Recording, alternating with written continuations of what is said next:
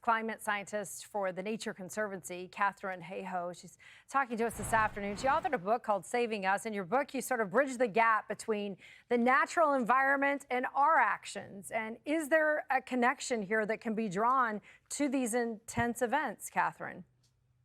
Well, wherever we live, it's as if we have a pair of weather dice. And we always have a chance of rolling a double six, which includes snow on the high tops of the mountains in Hawaii. It includes flooding in Baton Rouge and the other types of weather extremes that happen all around the country.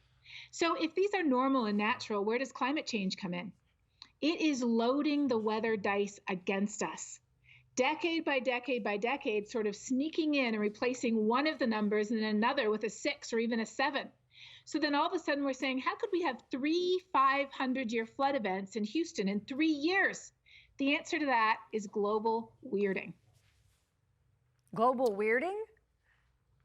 Not warming, but weirding. I thought that's what you said. I thought that's what you said too. Kind of explain what that is. Global weirding. Okay. Define that for us. All right. I've never heard that before. Caught my attention.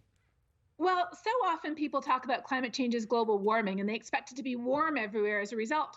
But what's really happening is climate change is loading those weather dice against us, making a lot of our weather just weirder. Wildfires are burning greater area. Hurricanes are dropping a lot more rain. We're getting crazy weather as the jet stream gets stuck in position, increasingly due to a warming Arctic. We've got all kinds of things happening. And of course, we've always had crazy weather. That's nothing new. But what we're seeing is that weather is just getting weirder. And that's where climate change comes in. All right, well, let's talk about, we were doing a little research and your TED Talk has millions of views, right? And what is the message that you've been offering as we face destructive weather patterns in our everyday life? That every single one of us has something we can do, and it begins by doing something we're not doing, which is talking about it. 2/3 of us never talk about how digging up and burning coal and gas and oil produces heat-trapping gases, wrapping an extra blanket around the planet.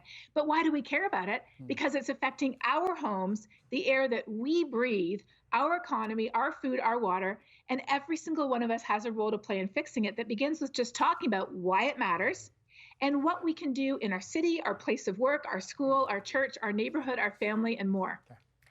Well, whether we can change it or alter it, I guess, is left up for debate, but certainly having the conversation is something that can be stimulating and perhaps comforting to a lot of folks. Katharine, congratulations on your book. Katharine Hayhoe, thanks for being with us.